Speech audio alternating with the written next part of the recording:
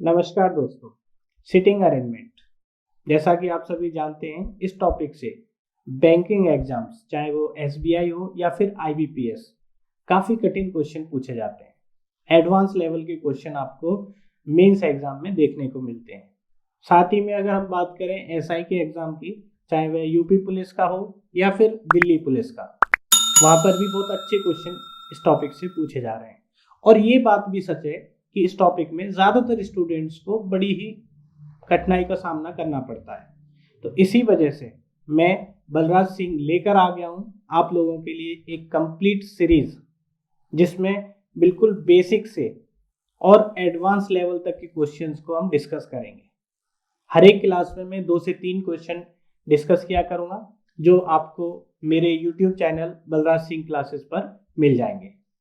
तो क्लास शुरू करने से पहले इस चैनल को, बलराज सिंह क्लासेस चैनल को, आप लोग ज़रूर सब्सक्राइब कर लीजिए। तो चलिए शुरू करते हैं आज की क्लास। सिटिंग अरेंजमेंट बिल्कुल बेसिक से मैं आपको बताने जा रहा हूँ। थोड़ा टाइम लगेगा, बट इस वीडियो को बिल्कुल भी स्किप मत करना। साथ में जो इम्पोर्टेंट पॉइंट बताता हूँ उनको नोट ज़रूर कर लेना, ठीक है। शुरू करते हैं। देखिए, सिटिंग अरेंजमेंट के जितने भी क्वेश्चन आप लोगों ने एग्जाम्स में देखे होंगे, वो 2 ही प्रकार के होते हैं। या तो सिटिंग अरेंजमेंट का क्वेश्चन आपको मिलेगा ओपन सिटिंग से, या मिलेगा क्लोज सिटिंग से। ओपन सिटिंग का मतलब है जब आपसे कहा जाए कि कुछ व्यक्ति एक पंक्ति में बैठे हुए हैं। हो सकता है उत्तर की ओर मुंह करके बैठे हों, हो सकता है दक्षिण की ओर मुंह करके बैठे हों, ठीक है। या फिर आपसे बोला जाए कि कुछ व्यक्ति हैं जो दक्षिण की ओर मुंह करके बैठे हुए हैं, और दूसरी पंक्ति में कुछ व्यक्ति जो उनके ठीक विपरीत बैठे हैं, उत्तर की ओर मुंह करके, ठीक है। तो ये जो टाइप के क्वेश्चन है, इन्हें हम बोलते हैं ओपन सिटिंग। ओपन सिटिंग, ठीक है। और दूसरे क्वेश्चन कैसे होते हैं, आपसे बोला जाएगा कि कुछ व्यक्ति हैं जो एक सर्कुलर टेबल के अराउंड बैठे हुए हैं, एक वृत्त के गिर्द बैठे हुए हैं। या फिर बोला जाएगा एक वर्ग के गिर्द बैठे हुए हैं, स्क्वायर के अराउंड बैठे हुए हैं। या फिर ये भी बोला जा सकता है कि एक ट्राइंगल, एक त्रिभुज के गिर्द बैठे हुए हैं, अराउंड बैठे हुए हैं, ठीक है। तो ये क्या है, क्लोज्ड फिगर्स है।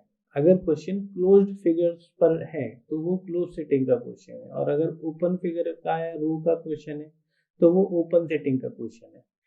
ये दो अलग अलग टाइप के, ये 2 टाइप है सिटिंग अरेंजमेंट के क्वेश्चंस की। आपको ध्यान ये रखना है कि दोनों टाइप के क्वेश्चंस को हम अलग अलग तरीके से सॉल्व करते हैं।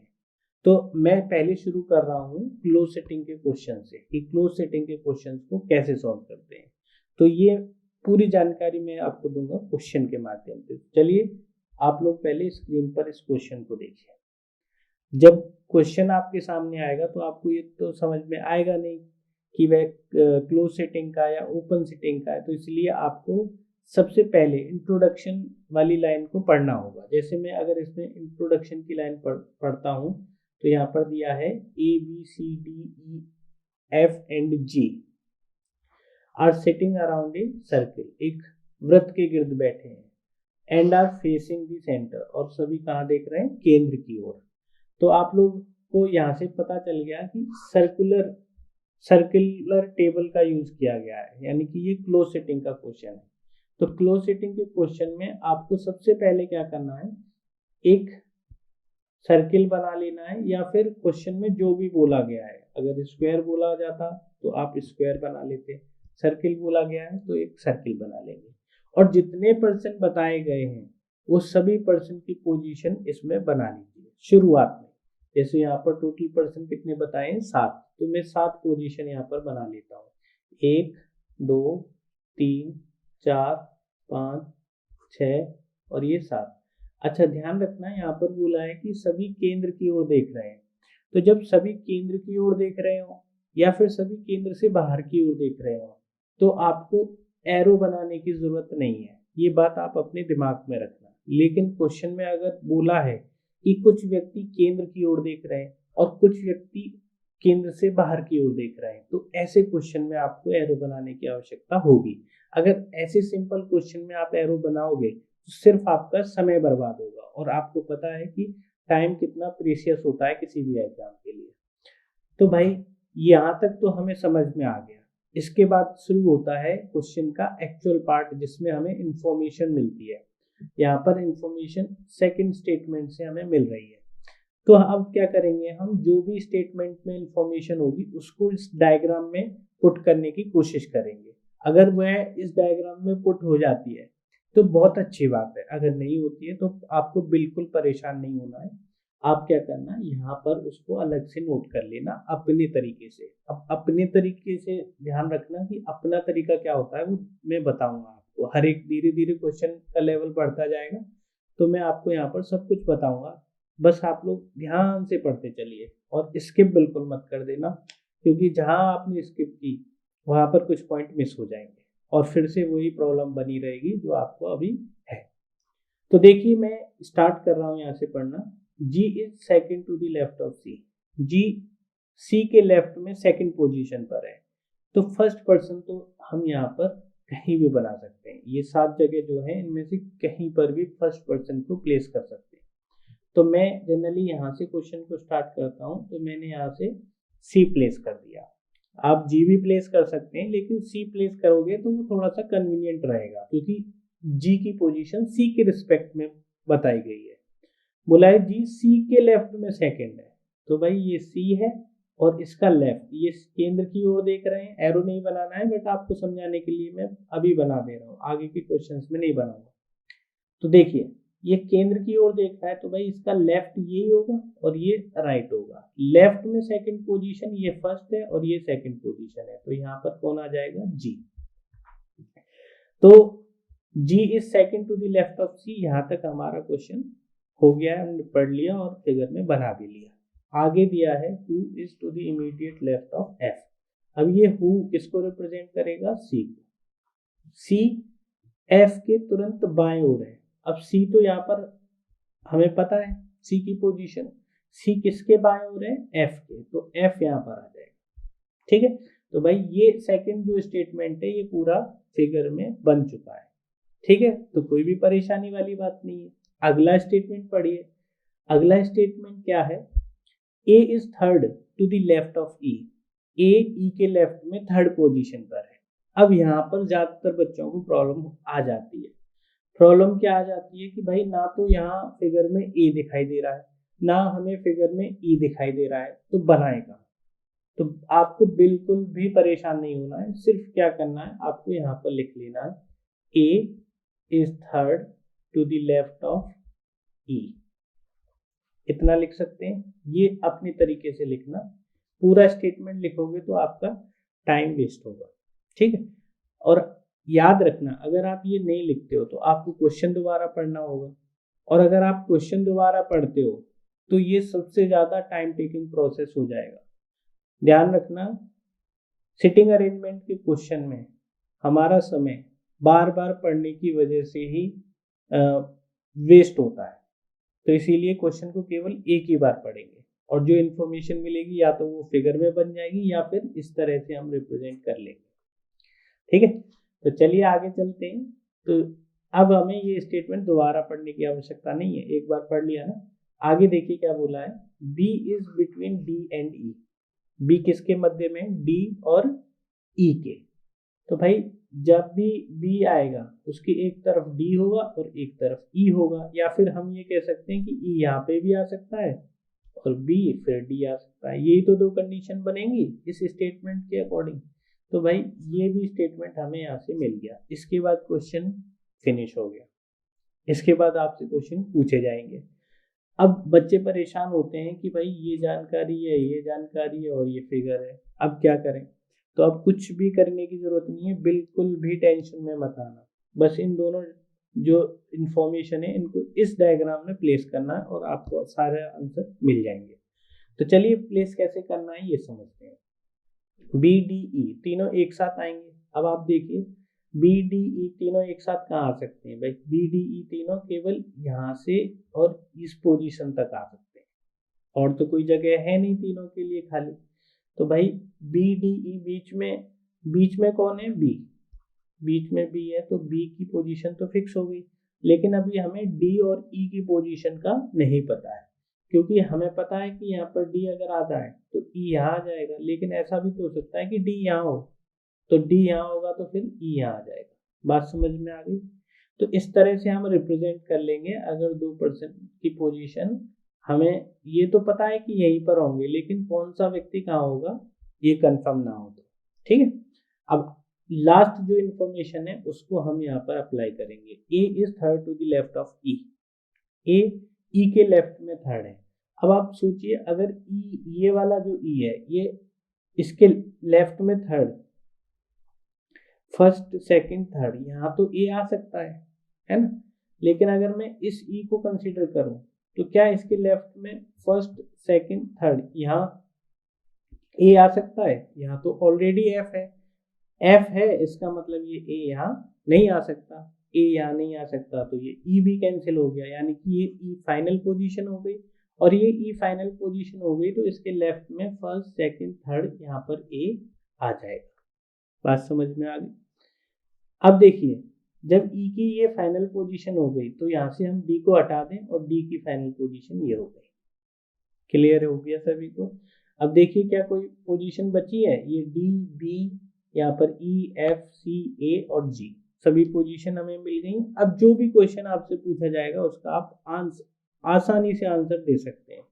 फॉर एग्जाम्पल आपसे पूछा गया है कि विच of the following is the position of F, F की पोजीशन क्या है। अब आपके पास 4 ऑप्शन होंगे अगर आप कोई CGL एग्जाम या CPO का एग्जाम दे रहे होंगे। अगर आप बैंक का एग्जाम दे रहे होंगे तो आपके पास 5 ऑप्शन होंगे। तो आपको वह ऑप्शन चूज करना है जिसमें इस फिगर के अकॉर्डिंग सही आंसर दिया हो। फॉर एग्जाम्पल कि अगर दिया हो सी, आपसे एफ की पोजीशन पूछी है और बोला हो राइट, इमीडिएट राइट ऑफ सी, तो आप देख सकते हैं कि सी के इमीडिएट राइट में है एफ। ठीक है ना, इमीडिएट राइट में है एफ, तो ये भी एक इसका सही ऑप्शन है। अब आपको जल्दी से कमेंट में एक आंसर जरूर बताना है कि, और जैसे एक और मैं बता देता हूं, जैसे एफ आपसे पूछा है ना which of the following position of F, which of the following is the position of F, तो एफ की पोजीशन क्या हो सकती है? Second to the right of A, ये भी आपका सही आंसर हो सकता है। और क्या सही आंसर हो सकते हैं ये मैं आपसे जानना चाहूंगा, कमेंट में जरूर बताना। ठीक है, अब देखिए ये जो क्वेश्चन है इसमें हमें ये फिगर बनानी आनी चाहिए, बाकी ये जो क्वेश्चन पूछे जाते हैं इनका उत्तर देना तो बहुत आसान होता है। तो मेन फोकस हमारा रहेगा कि हम इस जानकारी से ये फिगर बना पाते हैं या नहीं। ठीक है, अगर आपको इन क्वेश्चंस को भी सॉल्व करने में दिक्कत आती है तो कमेंट में जरूर बताना, मैं इन क्वेश्चंस को भी पूरा कंप्लीट यहाँ पर सॉल्व करवाऊंगा। साथ में अगर आपको क्वेश्चंस में कुछ क्वेश्चन ऐसे हैं जो आपको मुझसे सॉल्व करवाने हैं यहाँ पर, तो आप मुझे उन क्वेश्चंस को जरूर भेज देना, कॉन्टेक्ट इन्फॉर्मेशन आपको डिस्क्रिप्शन में मिल जाएगी। चलिए तो अगले क्वेश्चन की ओर चलते हैं। अगेन अगला क्वेश्चन आपके सामने है, एक बार आप लोग इसे ट्राई जरूर करिए, वीडियो को पॉज कर दीजिए, ट्राई कर लीजिए, उसके बाद वीडियो को प्ले करना। चलिए तो शुरू करते हैं इस क्वेश्चन को। यहाँ पर इंट्रोडक्शन में बताया गया है ABCDEFG 7 पर्सन है sitting in a circle facing at the centre. ठीक है, तो यहाँ से हमें इंफॉर्मेशन मिल गई है कि 7 पर्सन है और एक सर्किल के अराउंड बैठे, यानी कि क्लोज फिगर का क्वेश्चन है। तो मैं क्लोज फिगर को तो स्टार्टिंग में ही बना देता हूँ, तो मैंने ये क्लोज फिगर बना ली और इस पर 7 पर्सन यानी कि 7 पोजीशन दिखा दूंगा, 3, 4, 5, 6 एंड 7। स्टार्टिंग में ये काम कर लेना है क्लोज फिगर के केस में। अब देखिए इंफॉर्मेशन में सबसे पहली इंफॉर्मेशन हमें मिल रही है E is neighbour of A and D, E A तथा D का पड़ोसी है। इसका मतलब E जहां पर भी होगा, मैंने यहाँ बना लिया, A और D के बीच में रहेगा, तो इसका मतलब है कि A यहाँ पर भी आ सकता है तो D यहाँ हो जाएगा, या फिर A यहाँ आएगा तो D यहाँ पर आ जाएगा। बात समझ में आ गई? आगे दिया है who is sitting third to the right of D। अभी हमें D की, हु किसको रिप्रेजेंट कर रहा है? D को, और अभी हमें D की पोजीशन कंफर्म नहीं है, और D की पोजीशन कंफर्म नहीं है तो इसको हम अपनी लैंग्वेज में लिख लेंगे, D is third to the right of D। ठीक, D is third to the right of B. आगे पढ़ते हैं, G is not between F and C. G F तथा सी के बीच नहीं है if seen anti clockwise direction starting from F. F से अगर हम एंटी क्लॉकवाइज डायरेक्शन में देखें, इसका मतलब है कि अगर मैं एफ से देखना शुरू करूं तो जी नहीं आएगा, उससे पहले क्या आएगा सी और उसके बाद जी आएगा। बात समझ में आ गई? इसका अर्थ ये निकलता है कि G is not between F and C अगर हम एफ से एंटी क्लॉकवाइज डायरेक्शन में शुरू करें। तो एंटी क्लॉकवाइज डायरेक्शन ये डायरेक्शन होगी, मैंने डायरेक्शन भी बना लिया। अगर हम एफ से शुरू करेंगे तो जी बीच में नहीं आएगा, पहले सी आएगा फिर जी आएगा एंटी क्लॉकवाइज डायरेक्शन में। तो ये समझ में आ गया सभी को? अब ये हम डायग्राम में नहीं बना पाएंगे, इसी वजह से मैंने ये अलग से लिखा है। और आखिरी स्टेटमेंट दिया है, F is to the immediate right of A के तुरंत दाएं ओर कौन है? एफ। ए दो जगह पर दिखाई दे रहा है हमें, क्या ये ए अगर हम सही मानते हैं तो क्या यहाँ एफ आ सकता है? तो यहाँ एफ नहीं आ सकता, इसका मतलब ये ए की पोजीशन गलत है। अगर ये ए की पोजीशन गलत है तो ये वाली की पोजीशन सही है, और अगर ये ए की पोजीशन सही है तो डी को मैं यहाँ से हटा सकता हूँ और ये डी की फाइनल पोजीशन। ठीक है, आगे चलते हैं। अगर ये ए की पोजीशन सही है तो ये बोला हुआ है F is to the immediate right of A, यहाँ पर एफ आ जाएगा। ठीक, इसके बाद क्वेश्चन खत्म हो जाता है। इसका मतलब ये जो बची हुई इंफॉर्मेशन है इसी से हमारा आंसर कंप्लीट होगा, फिगर कंप्लीट होगा। तो चलिए भाई यहाँ पर देख लेते हैं, D is third to the right of B. अब हमें डी की पोजीशन ये कंफर्म मिल चुकी है, इसका मतलब है फर्स्ट सेकंड थर्ड बी यहाँ पर होगा, और तभी तो बी के राइट में फर्स्ट सेकंड थर्ड पोजीशन पर डी आएगा। बात समझ में आ गई? ये इंफॉर्मेशन हो गई। इसके बाद क्या बोला है, एफ सी और जी एंटी क्लॉकवाइज डायरेक्शन में ये पैटर्न मिलेगा, यानी कि एफ के बाद सी आएगा फिर जी आएगा। और ये जो पैटर्न है ये कोई ये नहीं बता रहा है कि एफ और सी के बीच में कितने पर्सन है, ये बस इतना बता रहा है कि एफ से चलेंगे तो पहले सी आएगा ना कि जी। तो हम एफ से एंटी क्लॉकवाइज चलेंगे तो यहाँ पर पहले कौन आएगा? सी, और उसके बाद कौन आएगा? जी। और ये हमारा क्वेश्चन सॉल्व हो गया। ठीक है, तो जैसा पहला क्वेश्चन था वैसा ही दूसरा क्वेश्चन है। कंफ्यूजन होगी अगर आप पुराने तरीके से करेंगे, जो मैंने तरीका बताया उससे ट्राई करिए तो आपको 1% भी दिक्कत नहीं आएगी, और इसी क्वेश्चन में नहीं, आगे किसी भी क्लोज टाइप के क्वेश्चन में।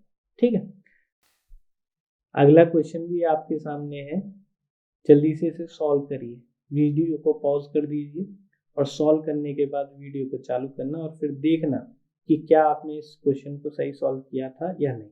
ठीक है, चलिए हम सॉल्व करना स्टार्ट करते हैं। यहाँ पर दिया है 8 people are sitting around a circular table facing the centre. अब यहाँ पर टोटल पर्सन कितने हैं? 8, और एक सर्किल में ही बैठे हुए हैं।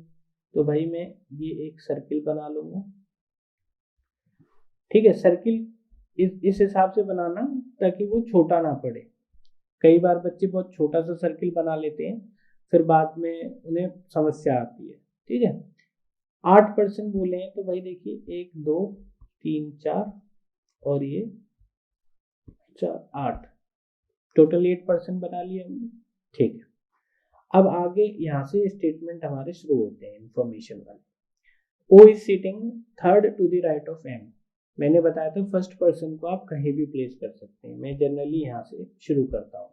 ओ is sitting third to the right of M, ये एम है, सभी केंद्र की ओर देख रहे हैं, तो मैंने आपको बताया था एरो बनाने की आवश्यकता नहीं है। एम के राइट में फर्स्ट सेकंड थर्ड, ओ यहाँ पर बैठा हुआ है। ठीक है, आगे देखिए, there is only one person sitting between M and J. M तथा जे के बीच में केवल एक व्यक्ति है, इसका मतलब है एम यहाँ पर है तो जे या तो यहाँ होगा या फिर जे यहाँ पर होगा, और इस पे हम सर्किल कर देंगे। इस सर्किल का मतलब है कि इनमें से कोई एक पोजीशन ही फाइनल होगी। देखिए ये छोटी छोटे पॉइंट हैं जो आपको ध्यान रखने होंगे। ये मैंने सर्किल किया है तो मुझे इस बार इसका पता है कि इनमें से एक पोजीशन फाइनल होगी, एक कैंसिल होगी। ठीक है, तो इसी तरह से आप सीखते चलिए। आगे बोला है there are only 3 people between J and K. J तथा के मध्य में 3 व्यक्ति हैं। अगर टोटल 8 पर्सन है तो जे और के बीच में अगर 3 व्यक्ति आ रहे हैं तो वे ऑपोजिट पोजीशन बन जाती है। देखिए कैसे, अगर मैं यहाँ से जे शुरू करता हूँ, सॉरी जे और के बीच में, ठीक है, अगर मैं जे यहाँ से शुरू करता हूँ तो 1 2 3 व्यक्ति छोड़ दिए, के यहाँ पर आ गया, और मैं इस साइड से भी देखूँ तो 1 2 3 व्यक्ति छोड़ दीजिए, के यहाँ पर आ गया। बात समझ में आ गई? यानी कि जे और के की पोजीशन ऑपोजिट होगी। जे और के बीच में 3 व्यक्ति अगर बोले और टोटल पर्सन 8 है, तो इसका मतलब ऑपोजिट पोजीशन की वह बात कर रहा है। तो वो क्या कहना चाह रहा है कि अगर जे यहाँ पर है तो के यहाँ होगा, और अगर के यहाँ पर है तो जे, सॉरी, अगर जे यहाँ पर है तो फिर के यहाँ होगा। क्लियर हो गया सभी को? तो इससे हमें क्या पता चल गया कि जे और के की पोजीशन फिक्स हो गई। जे और के यही 2 जगह पर आएंगे। ठीक है, आगे क्या दिया है, P is an immediate neighbour of J. P जे का निकटतम पड़ोसी है। P जे का निकटतम पड़ोसी है। अब जे यहाँ पर होगा तो P यहाँ आ जाएगा, जे यहाँ होगा तो भाई P दोनों जगह पर हो सकता है, किसी इस पे भी हो सकता है और इस पे भी हो सकता है। तो यहाँ डायग्राम में अभी बनाना संभव नहीं है, इसलिए मैं क्या करूँगा, P और J इनको एक साथ बना के इन पे सर्किल करूँगा। इसका मतलब है ये साथ में आएंगे। अब लेकिन ये नहीं पता कि P J के लेफ्ट में या राइट में, इसीलिए सर्किल है। सर्किल का मतलब है कि इनकी पोजीशन बदल सकती है, और अगर सर्किल नहीं करता तो पोजीशन इनकी फिक्स मानता है। ठीक है, तो ये हमारे एक रिप्रेजेंटेशन का तरीका हो गया। आगे देखिए, बोला है there are only 3 people between P and L। P तथा L के बीच में 3 व्यक्ति हैं। तो यहाँ से आपको ये चीज समझ में आ रही होगी कि ये ऑपोजिट बैठे हुए हैं। अभी मैंने थोड़ी देर पहले आपको बताया था कि यदि 8 टोटल पर्सन है और P और L के बीच में 3 पर्सन है, तो इसका मतलब है ऑपोजिट डायरेक्शन में बैठे हुए हैं, एक दूसरे के विपरीत में बैठे हुए हैं। अगर विपरीत की बात करें तो विपरीत में केवल 2 ही जगह बची हुई है, एक तो ये और एक ये। इसके अलावा ऑपोजिट में दोनों जगह खाली कहीं नहीं मिल रही है। ठीक है, तो यानी कि P और L यहीं पर आएंगे। P यहाँ पर होगा तो L यहाँ आ जाएगा, इसी तरह से P अगर यहाँ होगा तो L यहाँ आ जाएगा। ठीक है, इसके बाद बोला है N is second to the right of P। N P के राइट में सेकेंड है। तो अभी तो हमें P की पोजीशन पता नहीं है, लेकिन इससे हमें क्लियर हो जाती है P की position. N is second to the right of P। अगर P यहाँ पर है तो इसके राइट में सेकेंड N यहाँ नहीं आ सकता है, इसका मतलब ये P की पोजीशन गलत है, तो L की पोजीशन हो गई और ये P की पोजीशन हो गई। ठीक है, और P के राइट में सेकेंड कौन है, N। P के राइट में फर्स्ट और सेकेंड कौन है, N। N यहाँ पर आ गया। ठीक है, तो यहाँ पर क्वेश्चन तो कंप्लीट हो गया, क्वेश्चन तो हमारा कंप्लीट हो गया है, लेकिन क्या अभी हमें J की पोजीशन पता चली है? नहीं पता चली है, तो वो पता चल जाएगी हमें यहाँ से। यहाँ क्या बोला है कि P और J ये साथ में बैठते हैं। अब P और J साथ में बैठते हैं तो J ये नहीं हो सकता, क्योंकि अगर ये J हो गया तो ये P के साथ में नहीं है, P के साथ में नहीं है, इसका मतलब ये चीज गलत हो जाती, इसलिए J को हमने यहाँ से कैंसिल कर दिया। ये J की फाइनल पोजीशन है और ये K यहाँ से कैंसिल हो गया और ये K की फाइनल पोजीशन है। तो इस तरह से हमें सभी मिल गए हैं, बस आई थिंक 1% बचा हुआ है। यहाँ से अगर हम देखें तो O K L M N J P और बचा हुआ कौन है, Q यहाँ पर। ठीक है, तो हमारा डायग्राम कंप्लीट हो गया। अब जो भी क्वेश्चन हमसे पूछा जाएगा उसका हम आंसर इजीली दे सकते हैं। तो देखिए भाई, how many people are sitting between K and P। K तथा P के मध्य में कितने व्यक्ति बैठे हुए हैं, when counted from the right side of K। K के दाएं से गिना जाएगा। तो भाई K के दाएं से P तक हमें जाना है, और K ये है, K ये है, K के दाएं से P तक अगर हम जाएं तो 2 व्यक्ति 2% इसका आंसर है। ठीक है, तो भाई अच्छा लगा क्वेश्चन आपको? अगर क्वेश्चन अच्छा लगा है तो लाइक कर दीजिए और अपने दोस्तों को जरूर भेजिए। अगली